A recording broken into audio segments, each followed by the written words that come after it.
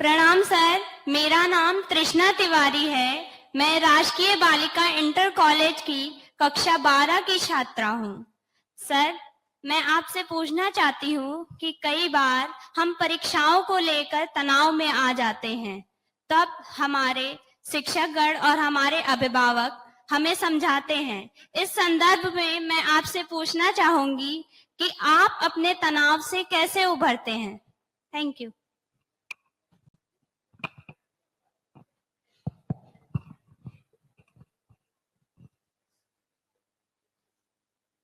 कृष्णा जी, आपने बहुत अच्छा और सामयिक प्रश्न किया है। मैं सबसे पहले अमर उजाला परिवार को इस आयोजन के लिए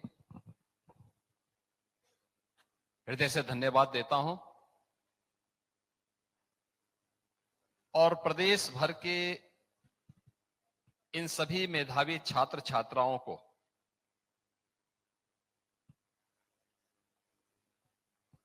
हृदय से बधाई देता हूं।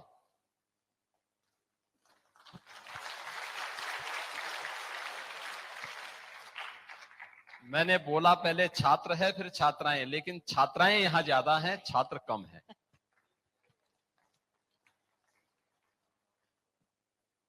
मैं पूर्वाह्न में भी 11 से 12 बजे के बीच में माध्यमिक शिक्षा परिषद के द्वारा जो मेधावी छात्र सम्मान समारोह था, उस समारोह में भी था और मैं देख रहा था कि बालिकाओं ने बोर्ड की परीक्षा में ज्यादा अच्छा प्रदर्शन किया है, उनकी मेरिट की सूची ज्यादा रही है और ये दिखाती है कि बालिकाएं तनाव में कम रहती हैं।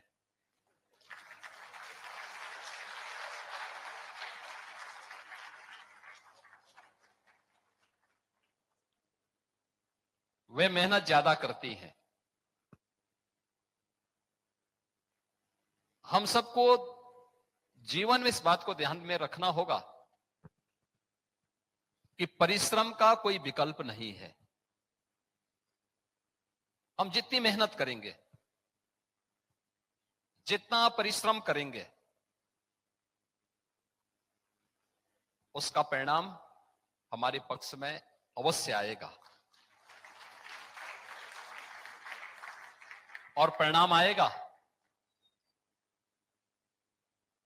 तो हमें अपने आप को आकलन करने का एक अवसर भी प्राप्त होगा। जीवन में हर व्यक्ति एक जैसा नहीं हो सकता। उसकी प्रकृति, उसके आसपास का वातावरण, उस क्षेत्र का जो वातावरण है, उनकी पारिवारिक स्थिति, बहुत सारे कारक होते हैं उसके सामने जो चुनौती के रूप में खड़े होते हैं। इन सभी चुनौतियों का हिम्मत हारे बगैर बड़ी शालीनता के साथ लक्ष्य को ध्यान में रख करके जो परिश्रम होगा, आपकी मंजिल तक पहुंचने में वह सहायक होगा। याद रखना, अगर किसी कार्य में बाधा नहीं है तो मान करके चलिए कि आपकी दिशा सही नहीं है।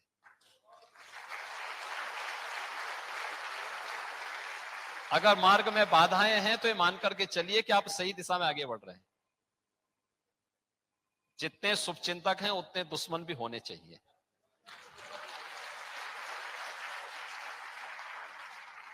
और तब सफलता जो प्राप्त होती है उसका मजा भी व्यक्ति को आता है। और मैं आप लोगों से कहूंगा कि आप लोग मेहनत से पढ़ाई करिए। यहां पर अमर उजाला जैसा प्रतिष्ठित हिंदी दैनिक है और मैं उनसे भी कहूंगा, यहां पे हमारे एग्जीक्यूटिव जो एडिटर हैं श्री विजय त्रिपाठी जी और उनकी पूरी टीम है अमर उजाला की, मैं उनसे भी कहूंगा, सभी लोगों से कहूंगा कि मैं बोर्ड की परीक्षाओं के समय तो देखता हूं, उससे पहले अलग अलग समाचार पत्रों के द्वारा बोर्ड की परीक्षाओं की तैयारी से संबंधित समाचार प्रकाशित होते हैं और उनकी तैयारियों के बारे में क्वेश्चन पेपर आदि आदि चीजें दी जाती है। लेकिन अगर वर्ष भर के कार्यक्रम को लेकर के बच्चों के लिए, प्रतियोगी परीक्षाओं के लिए, नीट की तैयारी के लिए, आईआईटी जेईई के लिए या किसी भी अन्य प्रतियोगी परीक्षाओं के साथ साथ बोर्ड की परीक्षाओं या फिर उस संबंधित कॉलेज से जुड़ी हुई या उस क्लास से संबंधित परीक्षाओं से संबंधित कुछ क्वेश्चन भी या कुछ मुद्दे भी अगर वे समय समय पर एक कॉलम युवाओं के लिए निकालें, अलग अलग स्तर की, आवश्यक नहीं कि बोर्ड के लिए ही हो, बेसिक भी हो सकता है, माध्यमिक हो सकता है, उच्च हो सकता है, टेक्निकल हो सकता है, मेडिकल हो सकता है, आयुर्वेद का हो सकता है, फार्मेसी, नर्सिंग, अलग अलग अलग फील्ड के लिए होगा। यूथ के लिए एक पेज अलग से दिखना चाहिए, उसके एजुकेशन को लेकर के, उसके एम्प्लॉयमेंट को लेकर के।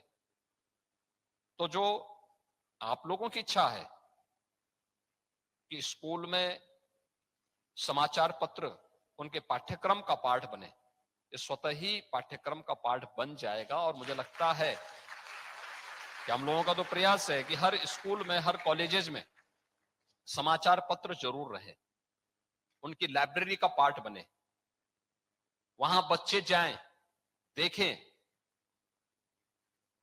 अपने परंपरागत पाठ्यक्रम के साथ साथ हम समाचार पत्रों को देखें, अच्छी रेफरेंस बुक्स को भी देखने का प्रयास करें, खाली समय में इन चीजों का भी उपयोग करें, टेक्नो सेवी बने, लेकिन साथ साथ अपने फील्ड में उतने ही ट्रेंड भी बने। तकनीक हमें ना चलाए, हम तकनीक का इस्तेमाल अपने अनुरूप करें। ये हमें अवश्य इस दिशा में कार्य करना होगा। और मैं चाहूंगा कि हर छात्र छात्रा एक बार प्रधानमंत्री मोदी जी की एग्जाम वॉरियर्स जरूर पढ़े। आप देखना, किसी भी प्रतियोगी परीक्षा के पहले और किसी भी छात्र के लिए या किसी भी जीवन के क्षेत्र में आगे बढ़ने के लिए किसी भी युवा के लिए वह पुस्तक एक बेहतरीन गाइड का काम कर सकती है।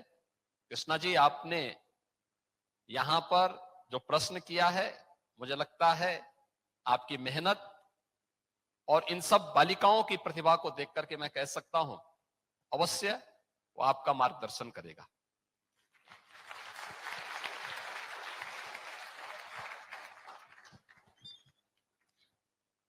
और दूसरे प्रश्न के लिए सोनम पाठक जो सीतापुर से हैं हमारे बीच। सोनम पाठक सीतापुर से।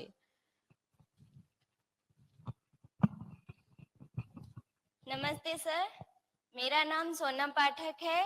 मैं बाबूराम सावित्री देवी इंटर कॉलेज जिला सीतापुर की छात्रा हूँ। हमारा आपसे प्रश्न है, जैसा कि सभी माता पिता अपने बच्चों को डॉक्टर, इंजीनियर और आईएएस बनते देखना चाहते हैं, तो जब ऐसे में आपने संन्यास लिया तो आपके माता पिता जी की प्रतिक्रिया क्या थी? धन्यवाद।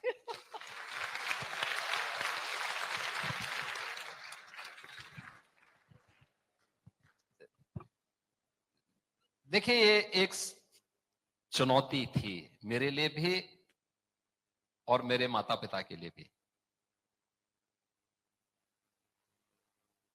मैंने अपनी मां से तो नहीं बताया था, लेकिन इनडायरेक्टली अपने पिता से चर्चा की तो भड़क गए थे, तो मुझे चुपचाप घर से निकलना पड़ा था। और ये विडंबना है। देखिए, जीवन के बारे में हर व्यक्ति जानता है। हम जिसको मृत्यु कहते हैं वो वास्तव में मृत्यु हमें दिखाई देता, लेकिन वो नया जीवन भी है। हम जिसको असफलता कहते हैं, ये मान के चलिए कि किसी बड़ी सफलता का वो मार्ग प्रशस्त करने जा रहा है।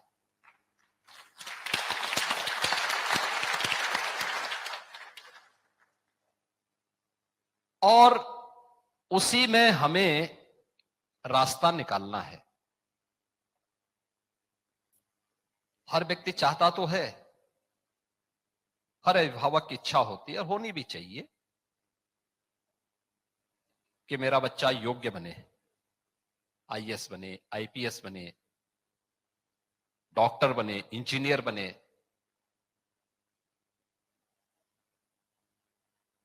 मेरा मानना है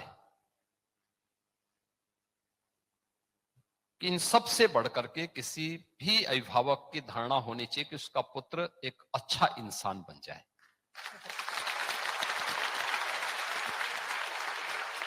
अच्छा इंसान अपने बारे में, अपने समाज के बारे में, अपने देश के बारे में अपनी जिम्मेदारियों का निर्वहन करना सीख जाए। और मुझे लगता है जिस दिन वह बखूबी अपने कर्तव्यों के बारे में जान जाएगा, उस दिन उसके लिए कोई पद और कोई प्रतिष्ठा कोई मायने नहीं रखेगी, वह सबसे ऊपर होगा, सबसे ऊंचा होगा। और मुझे लगता है कि अभिभावकों को भी और हर युवा को इस दिशा में प्रयास करना होगा। अगर हमें भारत को 2047 में प्रधानमंत्री मोदी जी के विजन के अनुरूप एक विकसित भारत बनाना है, तो सबसे पहले अपने कर्तव्यों के ईमानदारी पूर्वक निर्वहन की दिशा में हम सबका प्रयास होना चाहिए। और वह तभी हो पाएगा जब अच्छे नागरिक बनेंगे। अच्छा नागरिक होता क्या है कि हम अपनी स्वयं की संपत्ति को तो अपनी संपत्ति मानते हैं, लेकिन जो ये राष्ट्रीय संपत्ति है, क्या ये किसी सरकार ने अपने जेब से दे रखा है क्या? कुछ भी हो सकता है, वह सड़क हो सकती है, कोई पुल हो सकता है, कोई स्कूल हो सकता है, कोई हॉस्पिटल हो सकता है, कोई सामुदायिक केंद्र हो सकता है। सरकार ने उसका निर्माण किया है या किसी चैरिटी संस्था ने किया है या किसी अन्य व्यक्ति ने, किसी निवेशक ने पैसा लगाया है। लेकिन डायरेक्ट और इनडायरेक्ट, प्रत्यक्ष और अप्रत्यक्ष रूप से उसके पीछे डेवलपमेंट भी है और उसके पीछे लोक कल्याण भी है। जब हम उस संपत्ति को नुकसान पहुंचाते हैं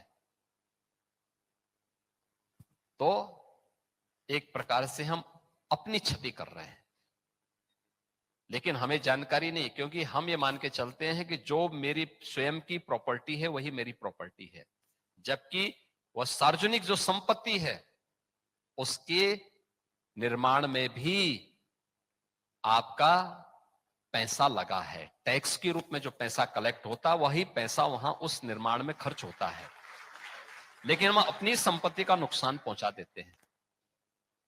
और उसका परिणाम क्या होता है कि विकास रुकता है। उसका परिणाम क्या होता है कि अन्य लोग उस सुविधा से वंचित हो जाते हैं। और फिर जब लोगों के मन में यही धारणा पैदा होती है तो वह समाज कभी वैभव की चरम तक नहीं पहुंच सकता है। और इसलिए अभिभावकों से मैं यही अपील करूंगा, अच्छा इंसान कैसे बने, हमारे शिक्षकों को, हमारे अभिभावकों को इस दिशा में प्रयास प्रारंभ करना चाहिए। घर से पाठ पढ़ाने की आवश्यकता है। घर में होगा, स्कूल में उस प्रकार का वातावरण होगा, अवश्य बहुत कुछ बदलाव आएगा।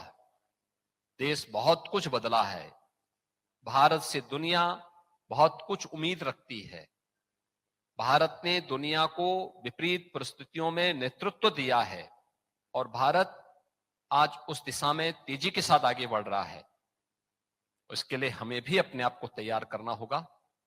लेकिन सच्चाई ये है कि कोई भी अभिभावक नहीं चाहता कि उसका पुत्र सन्यासी बन जाए, क्योंकि फिर बहुत सारे अभिभावक तो ऐसे होंगे जो कहेंगे कि वे सन्यासी बन गया तो फिर हमारे पढ़ाने में जो पैसा खर्च हुआ उसका क्या होगा। तो वो उसमें भी रिटर्न चाहते हैं। लेकिन मुझे लगता है कि समाज के लिए और देश के लिए समर्पित टीम की आवश्यकता है। वह टीम जो बिना भेदभाव के, बिना लाभ हानि की चिंता के बगैर, बिना किसी रुके डिगे झुके लक्ष्य की प्राप्ति करने के लिए आगे बढ़ सके। और मुझे लगता है युवा शक्ति, हमारी युवा शक्ति, देश की युवा शक्ति इस लक्ष्य को प्राप्त कर सकती है। उसने किया है और आगे भी करेगी। माननीय मुख्यमंत्री महोदय, ईशान पचौरी जी जो आगरा से हमारे बीच आए हैं, अपने प्रश्न के साथ बिल्कुल तैयार हैं। ईशान पचौरी। नमस्कार, जय Shri Ram, honourable chief minister sir. मैं ईशान पचौरी हूँ आगरा से। मेरा आपसे सवाल यह है कि यदि कोई छात्र अपना करियर पॉलिटिक्स में बनाना चाहता है तो इसके लिए सबसे ज्यादा ध्यान रखने वाली जरूरी बात क्या है? ईशान जी, आप आगरा से आए हैं और आगरा ब्रजभूमि का एक महत्वपूर्ण केंद्र है। 5000 साल पहले से ही वहां राजनीति हो रही है और भगवान कृष्ण से बढ़कर के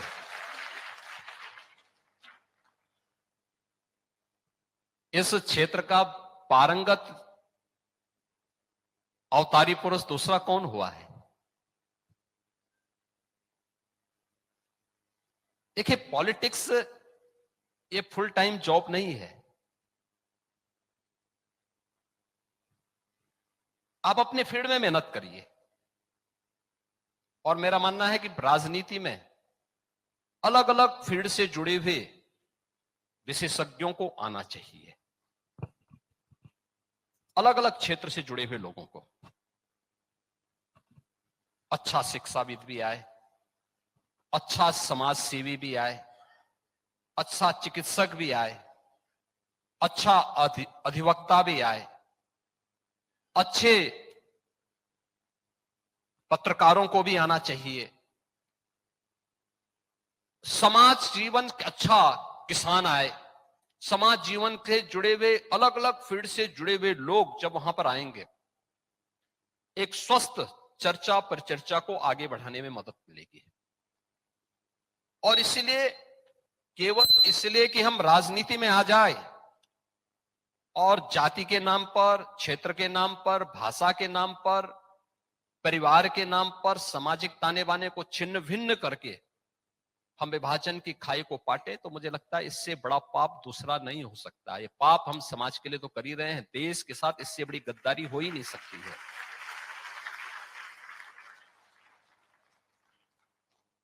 एक खतरनाक पाप है ये,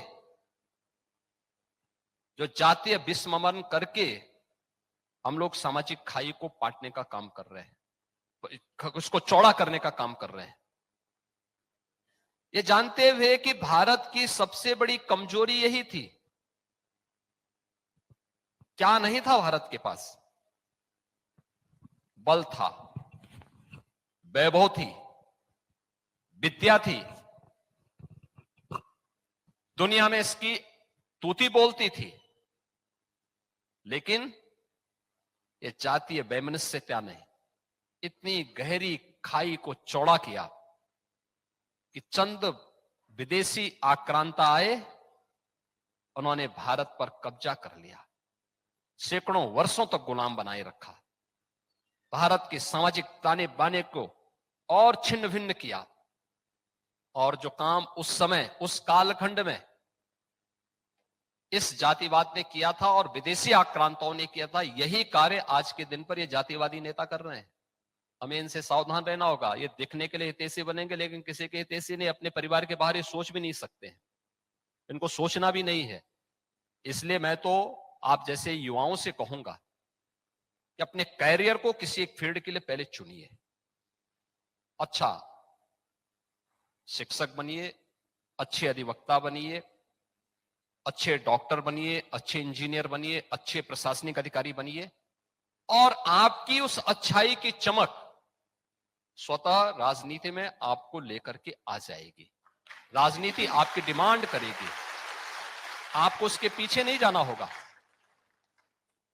राजनीति आपके पीछे जाएगी, पद आपके पीछे जाएगा, प्रतिष्ठा आपके पीछे भागेगी। और हमारा ये लक्ष्य होना चाहिए। हम इतनी मेहनत करें, ऐसा कार्य करें कि पद हमारे पीछे पीछे आए, हम पद के पीछे न भागें। और अब शांभवी द्विवेदी जी लखनऊ से हैं। अगला सवाल।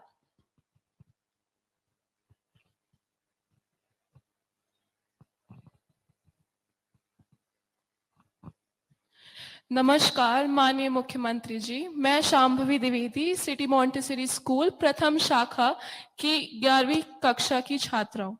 मेरा प्रश्न आपसे ये है कि जब आप हमारी उम्र में थे तो आप अपना करियर किस क्षेत्र में बनाना चाहते थे? धन्यवाद।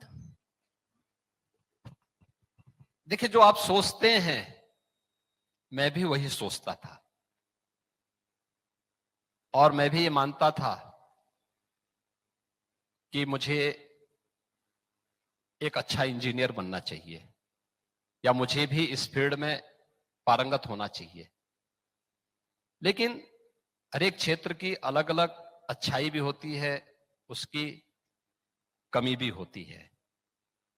बाद में मुझे लगा कि देखिए, अच्छा है कोई इंजीनियर या कोई प्रशासनिक पद प्राप्त करने से अच्छा है एक अच्छा इंसान बनकर के जो लोग पीड़ित हैं उनके साथ खड़ा होया जाए, तो मुझे लगता है जीवन की सार्थकता है।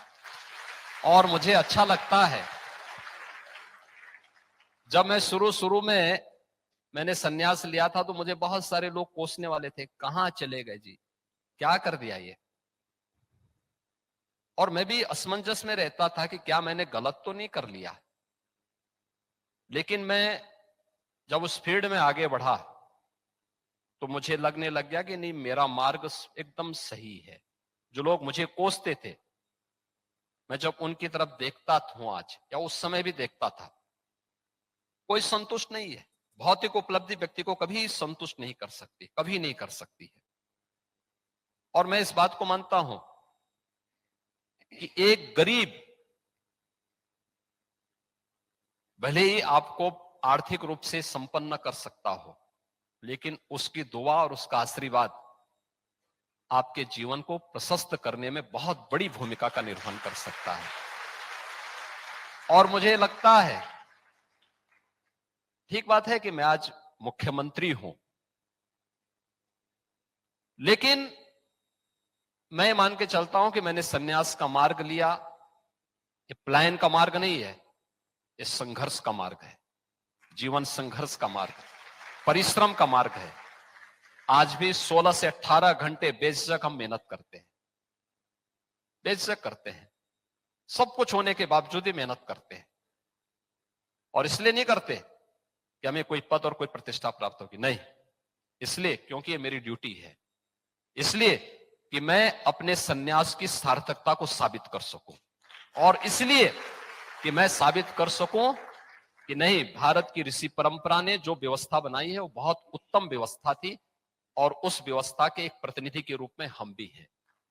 और इसलिए हमने उस मार्ग को चुना, और उस मार्ग पर हम इस बात को मान करके चलते हैं कि नहीं, हमारा मार्ग सही था। और इसलिए तब भी हम ये मान के चलते थे कि नहीं, हमें एक अच्छा इंसान बनना है, और अच्छा इंसान बन करके हम लोग दिखाएंगे। जो भगवान कृष्ण ने कहा था ना कि परित्राणाय साधुनाम और विनाशाय च दुष्कृताम, उसी मार्ग को अपना करके चल रहे हैं। सज्जनों के साथ खड़े हो सकते हैं, दुष्टों के त्राण के लिए भी कुछ कभी कभी कदम उठा लेते हैं। माननीय मुख्यमंत्री महोदय, कृष्णा गुप्ता जो गोरखपुर से हैं हमारे बीच अपने प्रश्न को लेके बिल्कुल तैयार हैं।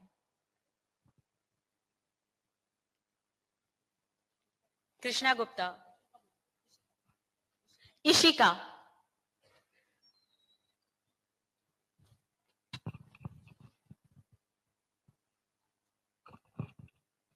नमस्ते सर, मेरा नाम इशिका है। मैं सरस्वती ज्ञान मंदिर इंटर कॉलेज बघौरा जिला जालौन की एक छात्रा हूँ। सर, मेरा प्रश्न है कि भारत एक विकासशील देश है, परंतु इसे पूर्णतया विकसित होने के लिए यहाँ के नागरिकों को आर्थिक रूप से संपन्न होना चाहिए, या उनमें एकता होनी चाहिए, या फिर वो मानवीय रूप से पूर्णतया विकसित होने चाहिए। Thank you sir. इस्ता जी आप जालौन से आई हैं। जालौन जिला हमारा है, वहां पे हाथ से प्रिंटिंग का काम होता है और इसे हमने 1 डिस्ट्रिक्ट 1 प्रोडक्ट में भी रखा है। जालौन जिले के साथ साथ प्रदेश के सभी जनपदों को लेकर के हम लोगों ने एक अभिनव कार्य प्रारंभ किया था 2018 में। इसका नाम हमने दिया है 1 डिस्ट्रिक्ट 1 प्रोडक्ट, एक जनपद एक उत्पाद। ये परंपरागत उत्पाद को आगे बढ़ाने का एक कार्यक्रम है। परंपरागत उत्पाद को बढ़ाने का मतलब हमारे स्थानीय हस्तशिल्पी, स्थानीय कारीगर, स्थानीय श्रमिकों को कार्य मिल सके और उनकी इनकम बढ़ाई जा सके। प्रधानमंत्री जी के आत्मनिर्भर भारत की परिकल्पना को साकार करने का एक ये अभिनव प्रयास है। अभिनव प्रयास, इसने रोजगार के सृजन किए, अनेक लोगों को नौकरियां दी, रोजगार के साथ जोड़ा, एक्सपोर्ट के हब के रूप में यूपी आगे बढ़ा। उनके उत्पाद, उनका जो प्रोडक्ट है आज उसकी पहुंच बनी है देश के अंदर, विदेशों में, राज्य के अंदर भी लोग उसके बारे में जान रहे हैं। आत्मनिर्भर व्यक्ति होगा तो परिवार भी होगा, परिवार होगा तो वहां की सोसाइटी भी होगी, वहां का राज्य भी होगा, देश भी होगा। स्वाभाविक रूप से सब एक दूसरे से जुड़ी हुई है। विकासशील को विकसित करना, यह व्यक्ति हो या समाज, देश हो,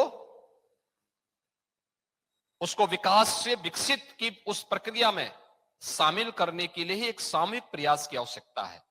इसमें एकता भी महत्वपूर्ण है कि कोई हमें फूट डाल करके, क्योंकि अगर आप फूट डाल करके आपस में ही लड़ेंगे, कोई जाति के नाम पर, कोई क्षेत्र के नाम पर, कोई भाषा के नाम पर, तो हमारी आधी ऊर्जा तो लड़ने भिड़ने में ही समाप्त।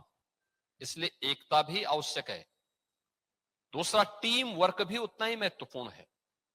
व्यक्ति से महत्वपूर्ण एक टीम काम कर रही है, रिजल्ट टीम के माध्यम से आएगा।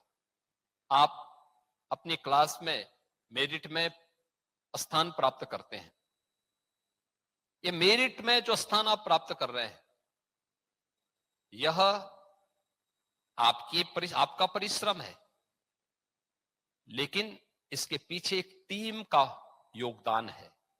आपके माता पिता का, आपके भाई बहन का, आपके स्कूल के प्रधानाचार्य और आपके शिक्षकों का, उस विद्यालय से जुड़े हुए कर्मचारियों का, जो प्रत्यक्ष और प्रत्यक्ष रूप से आपके इस पूरे कार्यक्रम के साथ जुड़े हुए, इस अभियान के साथ जुड़े, वो टीम इस अभियान के साथ जब जुड़ती है तब आपको सफलता प्राप्त होती है।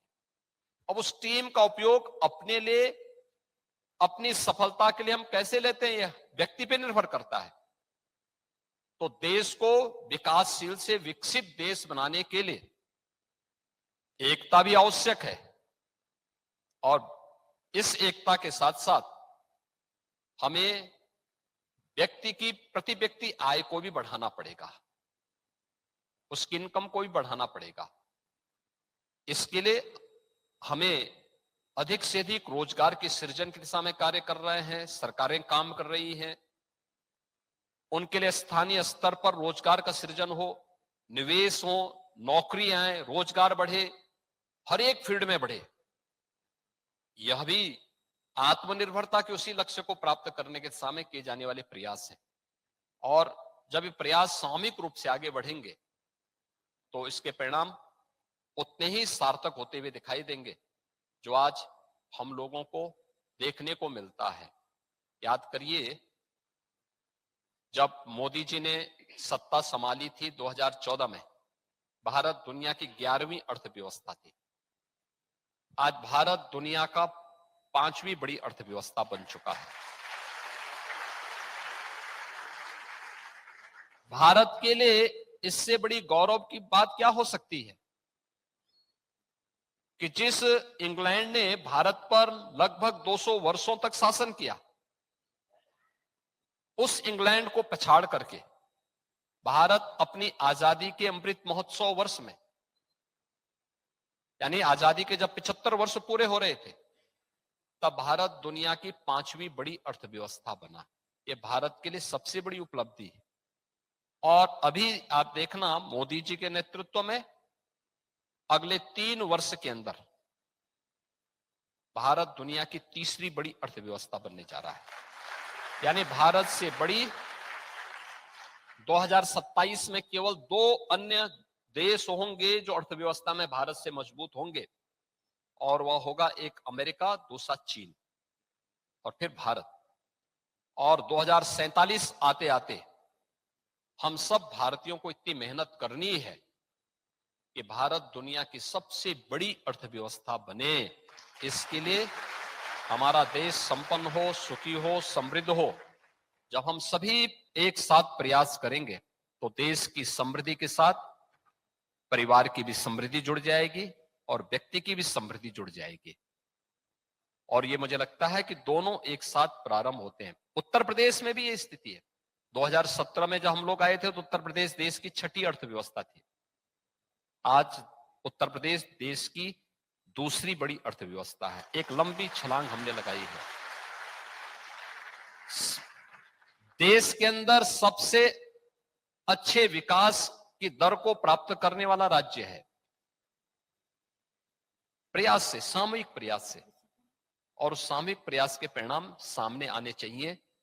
इसके लिए हम लोगों ने एक व्यवस्था प्रारंभ की। अब तक होता क्या था, देश के अंदर हम क्या कहते थे, नेशनल जीडीपी की बात करते थे। आज राज्य के अंदर भी हम लोगों ने इस बात को कहा, बहुत समय, लंबे समय तक ये चलता रहा कि हम राज्य के अंदर हमारी विकास की दर क्या है, यहां का विकास की दर को हम लोग उस रूप में आगे बढ़ाते थे। हम लोगों ने कहा नहीं, अब आप जिले को फोकस करिए। हर जिले के अंदर भी हम इस व्यवस्था को, उनके पास सोर्स ऑफ इनकम क्या है, वहां पे विकास की प्रक्रिया के साथ हम जोड़ रहे हैं, तो जिले के अंदर भी हम इन चीजों को टटोलने का काम कर रहे हैं। और इस प्रक्रिया को हमें छोटी से छोटी इकाई से लेकर के उस राज्य के अंदर प्रभावी ढंग से आगे बढ़ाने का काम करना होगा। तो व्यक्ति, समाज, इन सब का योगदान देश के अंदर होना चाहिए, लेकिन एकता का भाव हमारे मन में अवश्य होना चाहिए। क्योंकि कोई, दुनिया की कोई भी ताकत जो हमारी हितैषी नहीं, जो हमारी दुश्मन है, वे हमें फूट डालने का काम करेंगे। वे हमें जाति के नाम पर बांटेंगी, क्षेत्र के नाम पर बांटेंगी, भाषा के नाम पर बांटेंगी, तमाम वादों के आधार पर बांटने का काम करेंगे। इन सब से हट करके परिश्रम की पराकाष्ठा पर पहुंच करके हम सबको आगे बढ़ना होगा। और मुझे बहुत प्रसन्नता है कि ये मेधावी छात्र जिनका आज यहां सम्मान होने जा रहा है, ये सभी मेधावी छात्र उस परिश्रम की पराकाष्ठा के कुछ अनमोल रत्न आज यहां पर हैं, जिन्हें अमर उजाला परिवार सम्मानित करने जा रहा है। आप देखो, इनमें से पांच छात्रों को तो ई स्कूटी भी मिलने जा रहा है आज। आप देख लीजिए ना, सुबह के कार्यक्रम में हम लोगों ने देखा कि जिन्होंने मेरिट स्थान प्राप्त किया, 1 लाख रुपए, टैबलेट, ये सब उन्होंने देखा था। हम लोग जब बचपन में थे, हम लोग जब पढ़ते थे, ये टैबलेट और 1 लाख रुपए की कोई बात ही नहीं सोच सकता था। उस समय मोबाइल फोन भी नहीं थे, उस समय एक घड़ी की चर्चा भी नहीं हो पाती थी। और आज आप देखिए, एक छात्र मेरिट में स्थान प्राप्त कर रहा है तो टैबलेट भी मिल रहा है, उसको मेडल भी मिल रहा है, 1 लाख रुपए भी मिल रहे हैं, और हर प्रकार से उसे सम्मान भी प्राप्त होगा। ये सम्मान इसलिए है जिससे आगे और तेजी के साथ हम मेहनत कर सकें, इस सम्मान को बरकरार रखते हुए अगली मेरिट की तैयारी कर सकें। अगली मेरिट के लिए इससे अच्छी मेहनत कैसे हमें प्राप्त करना है, और ये तभी हो पाएगा जब हम अपनी कमियों को भी पहचाने। हताशा, निराशा को जीवन में नहीं आने दे, कतई ना आने दे। मैंने जो पहले भी कहा क्योंकि अगर मार्ग में बाधा नहीं है तो मान के चलिए कि आपकी दिशा सही नहीं है। और सही दिशा तभी हो सकती है जब मार्ग में बाधा हो। देखिए, एक तो हाईवे होता है, चलिए जा रही है, अब पता ही नहीं लगता, लेकिन अगर कहीं कस्बा आता है तो पहले स्पीड ब्रेकर बनते हैं कस्बे, यानी इसका मतलब मंजिल के नजदीक आ गए हैं, आप किसी मंजिल के नजदीक आ रहे हैं। इसलिए इस दिशा में प्रयास किए जाने की आवश्यकता है। आप सबको, सभी युवा साथियों को मैं बधाई देता हूं, मंगलमय शुभकामनाएं आप सबके प्रति व्यक्त करता हूं और विश्वास करता हूं कि आप बहुत अच्छे ढंग से कार्य करेंगे, आगे बढ़ेंगे। अमर उजाला परिवार भी आपके साथ में है, मीडिया भी आपके साथ में है, सरकार भी आपके साथ में है, तो फिर चिंता किस बात की। आगे का रास्ता प्रशस्त करिए। अगर आप ये वीडियो YouTube पर देख रहे हैं तो हमारे चैनल को सब्सक्राइब करें और बेल आइकन को दबाना ना भूलें। अगर आप Facebook पर ये वीडियो देख रहे हैं तो हमारे पेज को लाइक करें।